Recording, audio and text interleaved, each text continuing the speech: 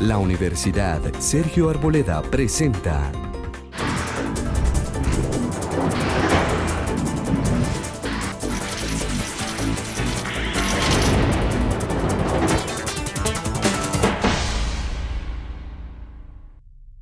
Bienvenidos.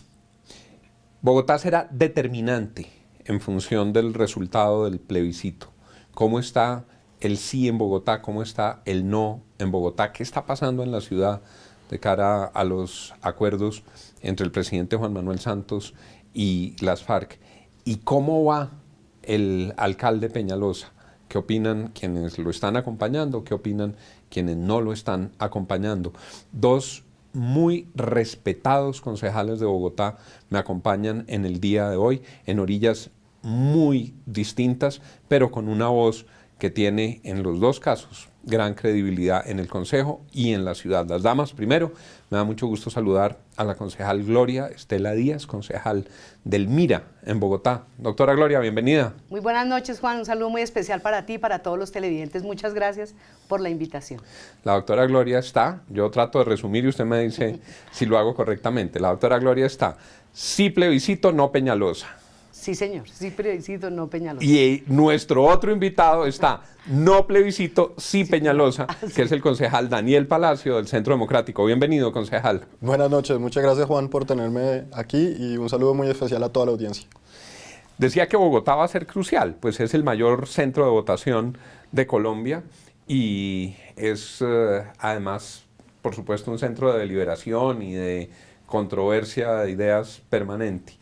Entonces arranco con la pregunta directa para la doctora Gloria. ¿Por qué sí, doctora Gloria, en el plebiscito? Bueno, primero que todo, Juan, decir que el movimiento político MIRA desde su génesis y dentro de su ADN ha sido un movimiento pacifista, que hemos trabajado durante los 16 años de fundación del movimiento hasta hoy por la convivencia con respeto, por la tolerancia, por la reconciliación.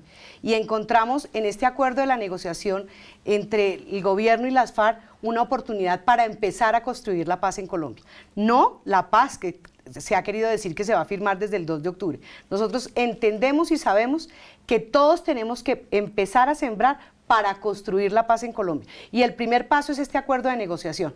¿Cómo oponernos, por ejemplo, a un acuerdo de negociación que está incluyendo históricamente y que no ha pasado en ningún otro conflicto armado en el mundo, un capítulo especial para la equidad de género? Tú, Juan, sabes la lucha que yo di en el Congreso de la República por la defensa de los derechos de la mujer, por la lucha que dimos por la violencia intrafamiliar y sacamos leyes adelante, y hoy que encontramos una oportunidad donde hay un capítulo especial para proteger garantías y derechos de las mujeres, no podríamos alejarnos de esta realidad. ¿Cómo no apoyar un acuerdo de negociación que le está dando por primera vez la oportunidad que teníamos desde la Constitución de 1991 y no se ha hecho realidad, un derecho o un reglamento o un estatuto para la oposición y que va a incluir a las minorías políticas? Nosotros hacemos parte de las minorías políticas en Colombia y nos ha tocado suplir y superar todas las barreras que el Estado ha querido colocar a las minorías, a los independientes. Partamos del umbral. ¿Cómo negarnos a un acuerdo de negociación que está planteando que, por ejemplo, el umbral ya no sea una barrera o un obstáculo para poder obtener la personería jurídica, que sí que ha costado mucho para que haya pluralismo partidista en el Estado colombiano? Doctor Palacio, ¿por qué no al acuerdo? Hombre, yo creo que lo primero que hay que dejar claro es que el Centro Democrático apoya la paz. Nosotros creemos en una paz, queremos una paz estable, una paz duradera, una paz con justicia, una paz con reparación, con verdad. Y solamente para referirme un poquitico a todo lo que acaba de decir la concejal, todo lo que acaba de decir es importante, todo. Los derechos de las minorías, el estatuto de la oposición, hablar sobre la equidad de género. Lo que no está bien es negociarlo con las FARC. Eso lo debieron haber hecho donde usted lo hizo, concejal, en el Congreso de la República, como una ciudadana ejemplar que es usted, elegida por el pueblo colombiano. Lo que no está bien es que los mayores violadores de los derechos de las mujeres ahora sean los que determinen la política de ellos. Los que han violado los derechos de los ciudadanos a ejercer la política ahora sean los que hagan el estatuto de la oposición. Un estatuto de la oposición con el Centro Democrático que es oposición. Un estatuto de la oposición con partidos minoritarios como el MIRA. Estamos de acuerdo, eso hay que hacerlo. Lo que no tenemos que hacerlo es con las FARC. Y ese es uno de los grandes problemas que tiene el acuerdo entre Juan Manuel Santos y las FARC, en donde se han negociado temas de la agenda nacional con un grupo terrorista con el cual no tendría por qué hacerse. Una cosa es que todos queramos la paz, pero no hasta ese precio de negociar nuestra política de tierras, nuestra política agrícola, nuestra política económica, nuestra política de seguridad, nuestra política inclusive hasta de las empresas de vigilancia privada que van a ser supervisadas por la FARC. Tener un tribunal de justicia que va a dejar casi que obsoletos los demás tribunales de justicia del país, donde no tendrá cierre y donde se iguala tanto a las fuerzas militares de la democracia, que no han sido las de la tiranía ni las de la dictadura, con los terroristas de la FARC. Con eso nosotros no estamos de acuerdo y por eso votamos no. Su réplica, doctora Gloria. Colombia es un país que ha vivido 52 años de guerra, ocasionada no solamente por las FARC. Nosotros tenemos que tener memoria histórica y recordemos que han habido muchos grupos al margen de la ley y que este no es el primer proceso de negociación que se inicia con esos grupos armados. No podemos olvidar que gracias a esos 52 años de guerra, en Colombia ha habido más de 7 millones de víctimas, víctimas que han sido secuestradas, homicidios, niños reclutados, que no hablar de los que están exiliados en el exterior, cómo no hablar de todas esas tragedias de las minas antipersonas. Entonces nosotros merecemos una oportunidad. Yo, Gloria Estela Díaz, le quiero dejar a mis generaciones futuras, a las que vienen detrás de mí, un país habiendo sembrado la semilla para que algo se haga. Usted dice, doctor Palacios, ¿y cómo negociar entonces con las FARC?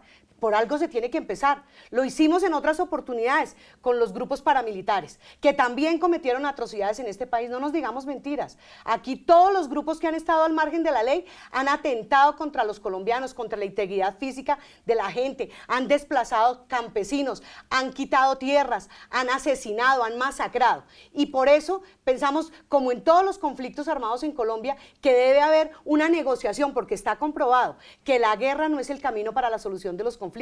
Nosotros no podemos seguir poniéndole muertos a esta guerra, las mujeres no podemos seguir poniendo nuestros hijos bajo los fusiles para que sean ellos la carne o el escudo de aquellos que no quieren entrar en la legalidad. Por el contrario, si las FARC tienen la disposición, tienen la voluntad, como la tuvieron otros grupos en otras épocas, ¿por qué no darles la oportunidad? Sin que esto signifique impunidad. Yo entiendo lo que usted me dice, doctor Palacios, que en el Congreso, desde la legitimidad, pues se podrían hacer muchas cosas. Pues démosle la oportunidad a estas personas para que no solamente con las armas hablen, sino también en el ámbito democrático puedan hacer leyes, puedan participar en la política y no tengan que estar matando gente y no sean los colombianos rasos, los del pueblo, los que estén pagando los platos rotos.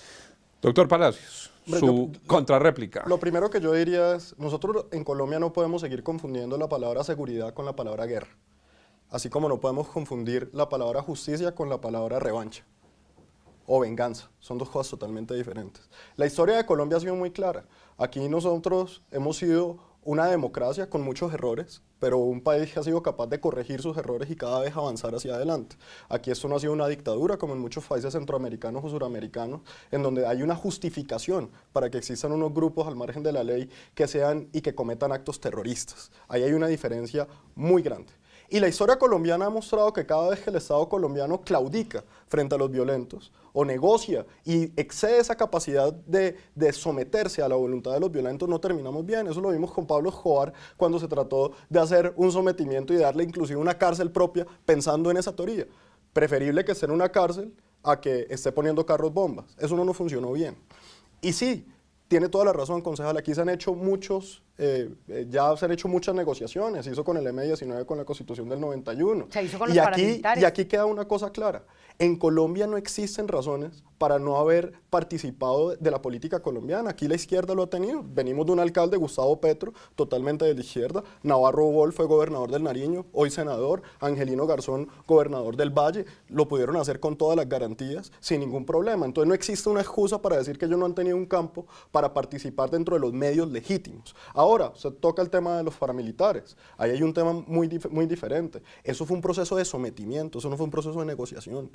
Ahí no se negoció la agenda nacional, ahí no se negoció nuestro modelo económico, ahí no se negoció la política de tierras, ahí no se negoció la política de género, ahí no se negoció nada de esas cosas. Lo que se hizo fue un proceso de sometimiento con una ley de transición, de justicia transicional, en donde obviamente se le daban unas condiciones para que se pudieran desmovilizar. Y es un ejemplo muy importante, porque al país durante la desmovilización de los paramilitares le pareció que era muy poquito que pagaran 8 años de cárcel los responsables de crímenes de lesa humanidad. Y muchos, inclusive usted, concejal, estoy seguro que le pareció muy poquito, como de pronto a nosotros nos pareció muy poquito, y ojalá hubiese sido más. Pero la misma gente que criticó ese proceso hoy está apoyando que la FARC no pague un solo día de cárcel, y eso no está bien. Y cuando no hay una justicia efectiva, cuando no hay una reparación efectiva, eso lo que genera es más violencia y genera mal ejemplo. Y el ejemplo que le estamos dando hoy a la ciudadanía, el ejemplo que le estamos dando a los colombianos y a las generaciones que vienen, es de que ser criminal paga. Porque cada vez que usted sea criminal y logre crecer lo suficiente, el Estado va a claudicar, va a cambiar las reglas de juego y usted va a llegar a ser inclusive congresista. Les pregunto a los dos, ¿cómo van las campañas en Bogotá? Ya cuando está más cerca el plebiscito, mucha gente dice, yo quiero ayudar a los del sí, yo quiero ayudar a los del no, yo quiero participar. ¿Cómo están organizadas las campañas, doctora Gloria? ¿Cómo alguien que la esté viendo y dice, yo quiero participar en el sí, cómo se involucra? ¿Qué están haciendo? ¿Qué actividades tienen? Nosotros en este momento estamos haciendo parte del bloque de partidos que están apoyando el plebiscito por el sí y que en algunas oportunidades estamos visitando las localidades de Bogotá de manera conjunta con todos esos partidos. Estamos haciendo nuestras propias actividades como partido. Por ejemplo, el día de hoy hubo una actividad en la Universidad Jorge Tadeo Lozano con todos los estudiantes. Fue una marcha que empezó a las 10:30 de la mañana ahí apoyando a los negociadores y luego se desplazó a la Plaza de los Periodistas. Estamos hablando con la gente y pues en esta recta final vamos a empezar a hacer un trabajo más intenso en cada uno de los barrios y sobre todo haciendo pedagogía, porque yo escuchando al doctor Daniel Palacios lo que evidencio es que hay una desinformación muy grande. La lectura que yo tengo de la campaña hasta hoy es que si bien es cierto hemos podido avanzar en informar a la gente sobre el contenido de los acuerdos de negociación, también lo es que hay mucha desinformación y nos hemos dado la tarea como de elaborar un menú explicándole a la gente lo que dice en verdad el acuerdo de negociación y los tabús y los mitos que se han generado en torno a esto. Porque, por ejemplo, doctor Palacios, usted dice que las FARC no van a pagar ningún día de cárcel. Eso no es cierto.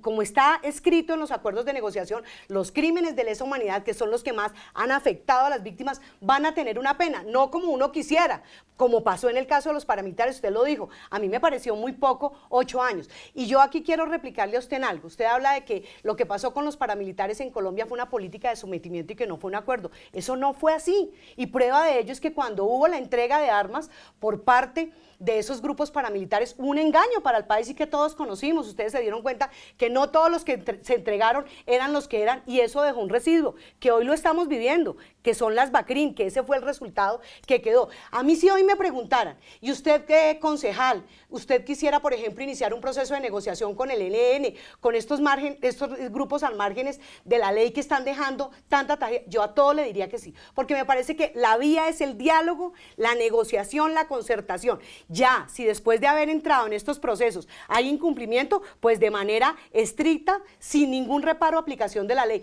Pero Colombia, nuestras generaciones, nuestros hijos, nuestros nietos, se merecen la oportunidad de que podamos empezar a construir la paz por primera vez. Y creo que haber hecho la negociación con el grupo guerrillero que representa mayoritariamente en número a la violencia en Colombia es un gran paso. Concejal Palacios, le hago la misma pregunta sobre la campaña al no y por supuesto también tiene su contrarréplica. No, yo creo que lo que queda claro para nosotros estamos haciendo una campaña en un diálogo popular constante con la ciudadanía, en donde estamos visitando las diferentes localidades, hablando con ellos, haciendo pedagogía precisamente de los acuerdos, porque es importante que la gente conozca las 297 páginas del acuerdo y que sepan que eso va a ser bloque de constitucionalidad. La gente se lo tiene que leer muy bien, porque esa va a ser la Constitución de Colombia, y ahí no va a haber modificación que valga después de ese decreto que se le va a dar al presidente para aplicar esos acuerdos para implementarlos a su acomodo con unas facultades extraordinarias estilo Venezuela. Y yo creo que hay que leerlos muy detalladamente, porque si algo son muy hábiles los negociadores y las FARC fue que dejaron un lenguaje bastante complejo. Entonces si hay un artículo en donde dice que no habrá una ley de amnistía general para los delitos de lesa humanidad, pero mucho más adelante dice que sí va a haber amnistía para delitos como el narcotráfico, para delitos como el secuestro, para delitos como la violación. Lo que pasa es que uno tiene que buscarlo porque está mucho más adelante. Y además dice que habrá elegibilidad política para todos. Quiere decir que usted, una de las formas que va a pagar la condena, porque no habla de cárcel, sino habla de una restricción efectiva de libertades, puede ser como congresista. Entonces, si usted lo elige en representante a la Cámara de Bogotá, pues la condena suya es que no puede salir de Bogotá. A mí eso no me parece que sea cárcel, a mí no me parece que eso sea efectivo. Entonces, claro que sí, hay que leer los acuerdos, hay que leerlos bien, y esa es la pedagogía que nosotros estamos haciendo, con una salvedad: la campaña del no es del Centro Democrático. La campaña del no está liderada por muchas personas, por mucha gente que considera que estos acuerdos le van a hacer más daño que bien al país, por gente que está de acuerdo con la paz, pero que no quiere impunidad, con gente que está de acuerdo con la paz, pero que no quiere negociar la agenda nacional con las FARC. Entonces, en ese sentido, lo que nosotros venimos haciendo es una pedagogía muy clara, muy sincera, muy argumentada, pero con una desventaja muy grande, concejal. Y es que nosotros tenemos toda la mermelada del gobierno encima. Aquí ha sido desproporcionado el gasto público en medios de comunicación, es evidente, es claro. Han cooptado a los gobernadores y a los alcaldes a que se incluyan en eso. Y lo que nosotros sí hemos hecho desde el Consejo, y le mandamos una carta a Enrique Peñalosa, fue decirle al alcalde de Bogotá que no se fuera a prestar para coger el erario público de tantas necesidades que tenemos los bogotanos, en temas de seguridad, en temas de transporte, en temas de infraestructura, que no se la fuera a gastar en la campaña política de Juan Manuel Santos y de las FARC. Los concejales Gloria Díaz, Daniel Palacios, el sí y el no en el plebiscito. Y ahora hablaremos del alcalde Enrique Peñalosa después de estos mensajes. Ya regresamos.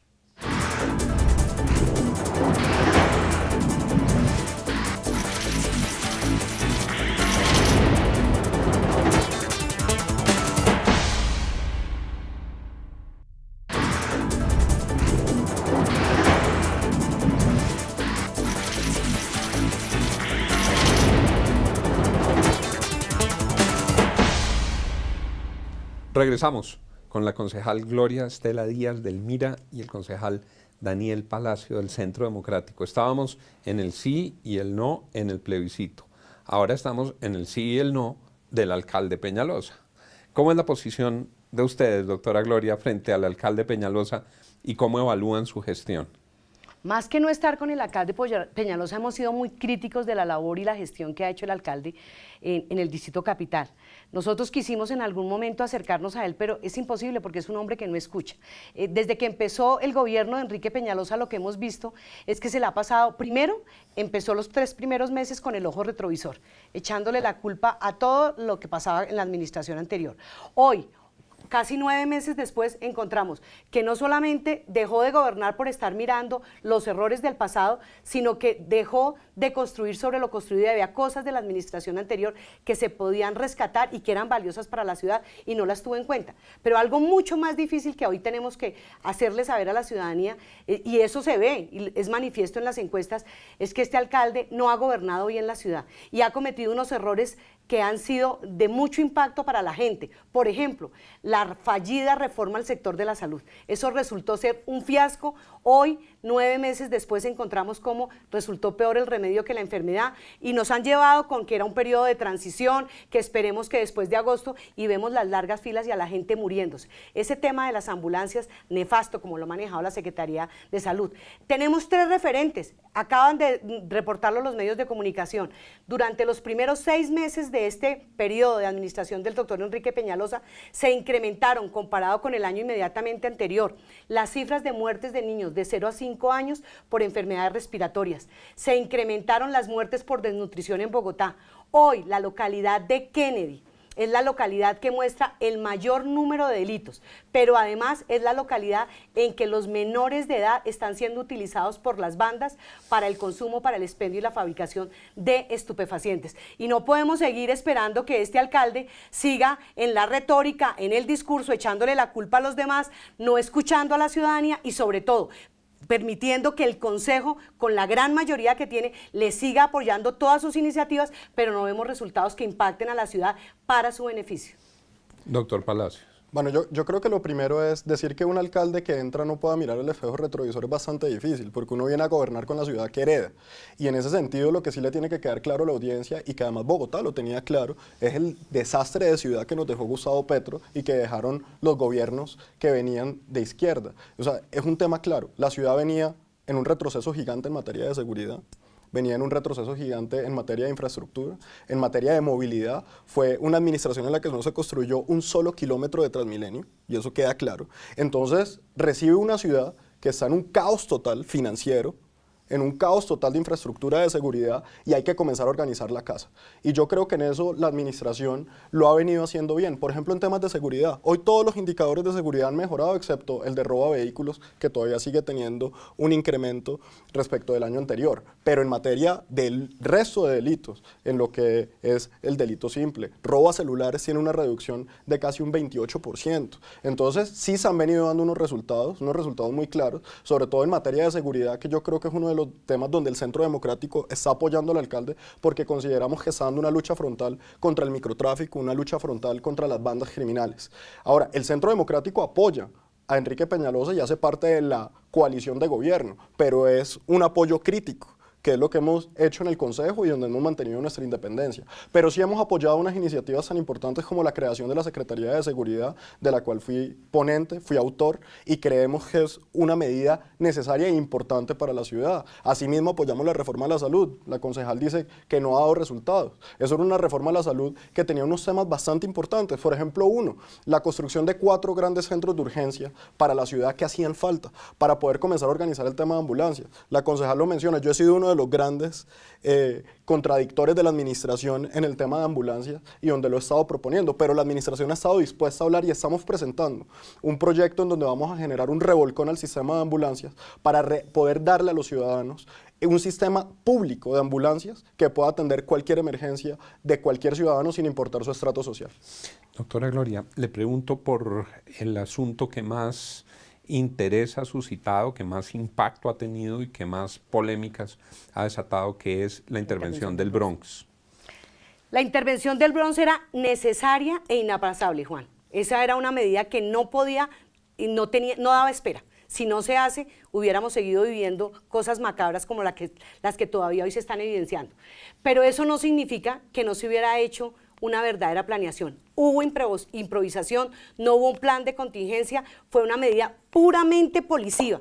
Y en la parte de atención integral al habitante de calle y a la población vulnerable que había allá, el distrito se quedó corto y está reaccionando en este momento y se le va a salir de las manos. O ya se le salió de las manos. Lo que sí también debo decir es que no es un problema que se resuelva solamente desde el gobierno distrital. Aquí tiene que haber apoyo del gobierno nacional, pero indiscutiblemente aquí hubo una falta de planeación y una improvisación que la están pagando los ciudadanos porque no se tuvo en cuenta el habitante de calle que estaba allá y entender que el fenómeno de habitabilidad de calle no es un fenómeno de hoy, ni de este país, ni de Bogotá, sino del país y del mundo entero. Y una gran preocupación que tenemos, que se tiene que entender que el hecho de ser habitante de calle, por el fallo de la Corte Constitucional, no habilita a los habitantes de calle a cometer delitos y nos han querido vender en la teoría que no se puede interceder o obligar a los habitantes de calle para que entren a un proceso de rehabilitación, pero que entonces delinquen. No, señores, así no es. Creo que ha faltado autoridad, ha faltado control y ha faltado algo muy importante. Cualquier cosa que se haga en el tema de habitante de calle y no se ataque el foco del problema, que son las bandas del microtráfico, que son las que están instrumentalizándolos, no vamos a tener solución a este problema. Doctor Palacios. Bueno, nosotros desde el día 1 hemos estado apoyando la intervención del Bronx. Consideramos que era un mensaje claro a la criminalidad para decirle que en Bogotá no pueden existir ni zonas vedadas ni paraísos criminales. Y eso es un mensaje que tenía que llegarle a los criminales y yo creo que les está llegando. Eso era un tema inaplazable, estamos totalmente de acuerdo. Yo no estoy de acuerdo con que haya sido improvisado. De hecho, tan no improvisado fue que se demoraron 6 meses en un trabajo mancomunado con la Fiscalía, con ICBF, con la Secretaría de Integración Social, con toda la oferta social e institucional de la alcaldía para poder hacer una intervención como la que se hizo. Y recordemos que eso fue una intervención en la que se restablecieron los derechos de más de 180 niños, a los que estaban dedicados a la prostitución, los envenenaban con la droga, los tenían en un tema de violaciones. Era un tema delicado humanitario que teníamos que intervenir. Se decomisaron 6 granadas de fragmentación, 109.000 dosis de estupefacientes. Eso es suficiente, Juan, para darle una dosis a cada habitante en la localidad de Mártires y en la localidad de Candelaria. Una por cada habitante. Y eso muestra el impacto tan fuerte que tenía hacer esa intervención. Ahora, han dicho que el problema del habitante de calle se originó ahí. Eso no es cierto. Bogotá tiene más de 14.000 habitantes de calle. En el Bronx habían 2.000. El habitante de calle que estaba en el Bronx no estaba confinado al Bronx. Eso no es cierto. El habitante de calle que estaba en el Bronx dormía en el Bronx, pernoctaba en el Bronx, podía estar un tiempo, pero ese habitante de calle durante el día estaba en las localidades de Candelaria, de Mártires, de Santa Fe, recorriéndolas y después regresaba. Entonces, aquí hay un tema de que las ollas de microtráfico, los jefes de las ollas de microtráfico están dando incentivos a estos habitantes de calle para que cometan actos de violencia y en ese sentido la ciudadanía lo ha sentido. Y ahí sí hay que hacer una claridad. La Corte Constitucional ha dicho que no se puede criminalizar al habitante de calle por ser habitante de calle, pero cualquier habitante de calle que cometa un robo, cualquier habitante de calle que cometa un asesinato o que cometa un acto de violencia debe ser sometido bajo el Código Penal colombiano como cualquier otro ciudadano, y ese sí es un llamado que le hacemos a la administración y a la policía para que lo aplique de la manera más efectiva posible. Deplorablemente se nos agota el tiempo. Tenemos que terminar y esto estaba buenísimo. No nos alcanzó para hablar del metro, pero tendremos pronto un siguiente programa. Este punto final, noto que discrepancias en el plebiscito, discrepancias en la valoración de Peñalosa, pero aquí advierto una coincidencia en ese planteamiento. Y como coinciden mis invitados, les quiero decir, yo también estoy de acuerdo con ustedes en ese punto final. Gracias por habernos acompañado, doctora Gloria Estela, muchas gracias por estar con nosotros. A ti, Juan, de nuevo muchísimas gracias, un saludo muy especial para todos los televidentes y como siempre ha sido un gusto compartir contigo. El gusto para nosotros. Doctor Daniel, muchas gracias por haber estado aquí. No, muchas gracias, Juan, por la invitación y un placer poder compartir con tu audiencia. Que vuelvan pronto, y a ustedes, muchas gracias por haber estado en nuestra sintonía del programa de hoy. Aquí estaremos mañana en nuestro horario habitual a partir de las 10 de la noche en La Otra Cara de la Moneda. Feliz noche para todos. La Universidad Sergio Arboleda presentó